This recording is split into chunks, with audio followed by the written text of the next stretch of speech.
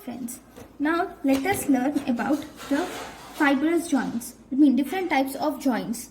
Joints are also called as arthron, or arthron, which means a joint in Greek. Articulatio, which means a joint. Junctura is a joint. Syndesmology is the study of ligaments and related joints. Right. Now, what is a joint? Joint is the junction between the two bones and cartilages. Look, I'll just write it so that it becomes easier.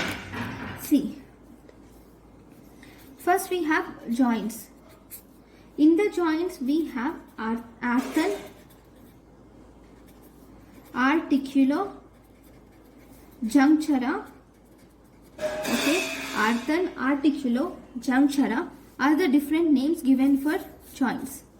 Then, what is syndesmology? Syndesmology is the study of ligaments and the joints. It is nothing but study of ligaments and joints is called as syndesmology. What is a joint? Joint is the junction between the two bones or cartilages is called as joint. So this is joint. This joint will help in movement. Okay, this is the joint which is helping me in movement. Right? There are some immovable joints are also present in our body. Okay, some joints are formed, see, some 2 or 3 bones, okay, are formed separately and they fuse together as a single bone.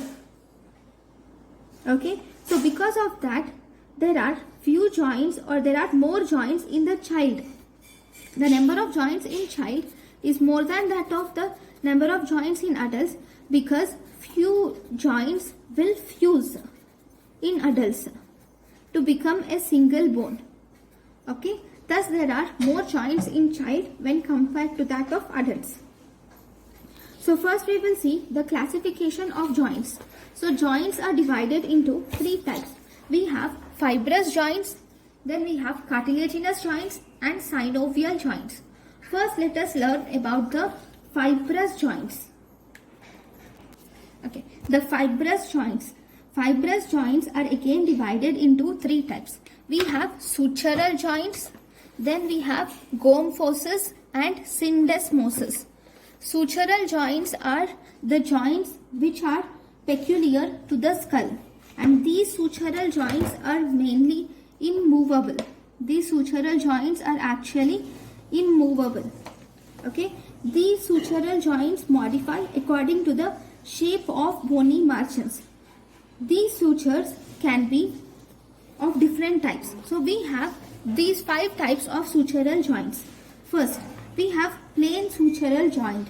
Example of plain sutural joints are internasal and interpalatine joints. Squamous sutural joints.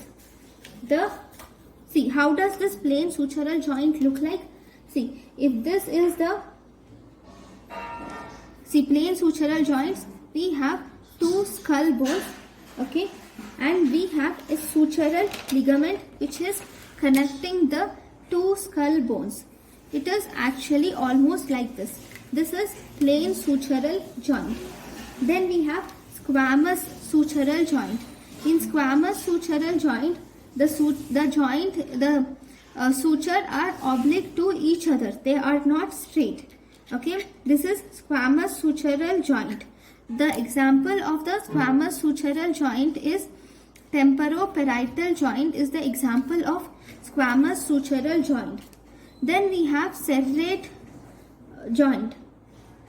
In the serrate sutural joint, okay, this is serrate where there is teeth-like structures which are present, right? So this is serrate. Serrations are present. These are serrations which are seen. Okay, the bones are joined as serrations.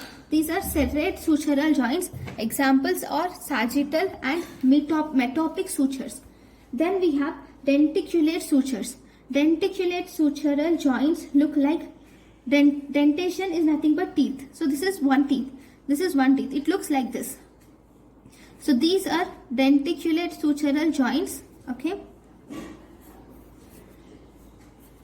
And we have we have a ligament which is joining the suture lines. Okay, the bone has denticulate sutures, and this is lambdoid suture example. Then we have skin dialysis. In this skin dialysis, it is a wedge and groove joint. So we have, this is example is femoro-sphenoidal joint. Okay, we have ala of vomer joined to rostrum of sphenoid. Okay, this is rostrum of sphenoid. This is ala of vomer. This is, see, this is, I'll just write, this is rostrum of sphenoid is joined to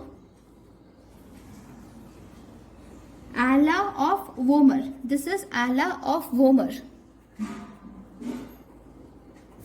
Okay, so this is the wedge and groove joint or skin dialysis. Okay, then so these are the 5 types of sutural joints. Then after sutural joints, we have the next type, which is gum forces. In gum forces, we have peg and socket joints. Actually, it is nothing but we have a tooth with a tooth socket is present. Okay, so this is a peg and socket joint, which is gum and tooth joined by periodontal ligament, that is gum forces. Then we have the next type of fibrous joint, which is syndesmosis. In syndesmosis, the bones are connected by interosseous ligament. In syndesmosis, bones are connected by interosseous ligament. There will be presence of interosseous ligament between them. So examples of syndesmosis are inferior tibiofibular joint, middle and inferior radio-ulnar joint, interosseous membrane between tibia and fibula, ligamentum flavum between vertebrae. These are the bones which are joined by interosseous ligament. So these are the fibrous joints. Okay, thank you guys for watching my lecture. In the next class, we will learn about cartilaginous joints. Thank you.